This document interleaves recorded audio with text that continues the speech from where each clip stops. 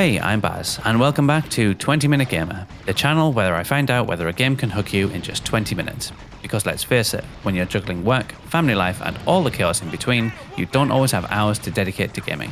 That's where this channel comes in. I jump into a game and judge it on the opening minutes, and if it doesn't get its hooks in early, it's probably not worth the time. So if you're like me, a busy dad and filmmaker with limited gaming time, stick around because I'm here to help you find those rare gems that are actually worth your 20 minutes. Today I put on my nostalgia goggles and jumped into Apocalypse, a third-person action shooter released in 1998 for the original PlayStation, developed by Neversoft and published by Activision. And yes, it features a fully voice-acted Bruce Willis as your trigger-happy protagonist. That alone was enough to get me back in. About the game. Apocalypse is a sci-fi action shooter known mostly for its over-the-top chaos, fast-paced gameplay, and its unique selling point. Bruce Willis not only voices the lead character, he also provides his likeness, a big deal at the time. The game was developed by Neversoft, who would go on to create the Tony Hawk's Pro Skater series, and you can definitely feel some of that arcade-style DNA in here. Back in the day, it never received rave reviews, but it became more of a cult favourite, and for me personally, well, this one takes me straight back to my early PlayStation days. I first played Apocalypse in early 1999, and it instantly became one of my go-to action games. The game's cover art stood out to me in the shops, Bruce Willis front and centre, and picking it up felt a bit cheeky, like I was sneaking into an 18-rated film. Bruce was at the peak of his career, fresh off Die Hard with a Vengeance, and the idea of him headlining a video game felt like the coolest thing ever. I played it to death back then, and I've been a little bit nervous to revisit it. Could it possibly live up to my rose-tinted memories? Story. If you're skipping cutscenes like me to squeeze every second out of your 20 minutes, then you won't get much story up front. What you do get is that Bruce Willis is some sort of rogue scientist / prisoner trying to escape an apocalyptic dystopia. Look, I'm not expecting Shakespeare here. It's basically an excuse to give you big guns to shoot the bad guys. Surprisingly, there's some solid environmental storytelling at play actually. From the grimy prison you start in, through the sewers and onto the chaotic city streets, there's genuinely a lot of detail and world building going on around you. Everything from the scrolling video billboards to the background sirens to the sheer amount of carnage in every direction, it all makes you feel like you're part of a bigger world. There's a palpable sense of dystopian chaos, and even without the cutscenes, you do get the vibe. It's a fun world to be dropped into, even if the story itself never goes anywhere deep. Score, 7 out of 10. Controls. At first, the controls feel a bit weird. You move your character with one stick and shoot in different directions using the face buttons or the right stick. Add to that jumping with R1 and crouching with L1 and you will be fumbling around for a little bit, but honestly it does click fast, no pun intended. After a minute or two, you'll be flying around blasting bad guys like it's second nature. The best part, the controls never get in the way of the fun. You've got all the tools to unleash chaos, and the game lets you go absolutely nuts. R2 even triggers a screen clearing shockwave, which is perfect for when you're overrun. My only gripe is really with the platforming. Sometimes the perspectives make jumps feel a little bit clunky and awkward, but that's more of a camera issue than a controls issue. So overall, for a late 90s game, it handles really well. Score, 8 out of 10. Atmosphere.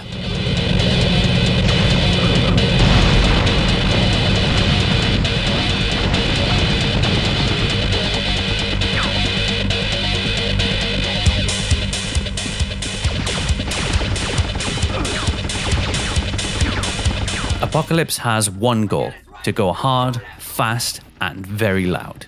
It absolutely nails the atmosphere it's going for, pure, unfiltered chaos. From the minute you break out of prison, it's non-stop. Explosions everywhere, enemies pouring in, helicopters swooping overhead, aggressive voiceovers blaring in the background.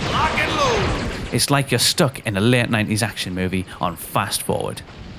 When I hit the city streets through the end of my playthrough, it just all came together. The flashing billboards, constant background movement, and sheer visual noise made it feel alive in a way a lot of games didn't at the time.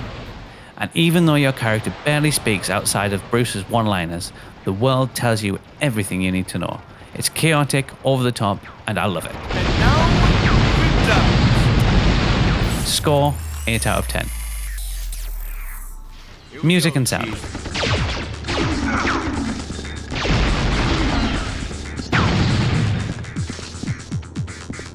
Prisoner! Let's talk sound design, because this is where Apocalypse shines. The weapons sound clunky and satisfying. The explosions are thunderous, and the voiceovers, especially from the enemies, are hilarious and constant. It's like the game is yelling at you the whole time, and somehow that's a pretty good thing. Then there's Bruce Willis. Feel the burn, kid? His lines are cheesy and often unrelated to what's actually happening, but they do work. Damn! I feel good! You can almost hear him in the recording booth saying these lines without any context about what on earth was happening. Still, it adds to the charm.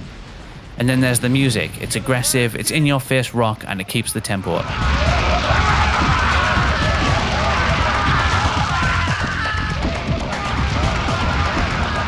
There was at one point when the licensed track Back on a Mission kicked in, I was instantly 14 again, blasting through waves of enemies and feeling like the coolest person in the world.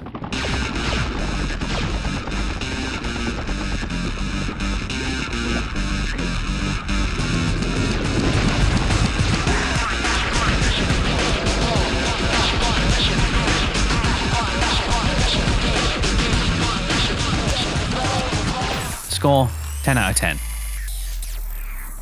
Graphics and style. Graphically, Apocalypse is a mixed bag, but mostly in a good way. The character models are a little bit rough, but the environments are detailed and varied. Your character might look small compared to the massive world, but it does suit the gameplay.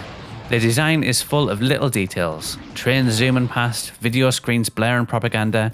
They all add texture and believability to the world. The weapon effects are another highlight. Watching your flamethrower fill the screen or your missiles locking onto targets is still very satisfying. And while some areas feel a little repetitive in terms of visual variety, there's always something happening. It's the kind of style that might not have wowed critics back then, but looking at it now, it's full of charm. Score 7 out of 10. Gameplay. So, gameplay-wise, Apocalypse is pure arcade-style carnage. In the first 20 minutes, I fought through a prison, I shot my way through the sewers, and I hit the streets like a one-man army. The whole thing plays like a greatest hits of late 90s action.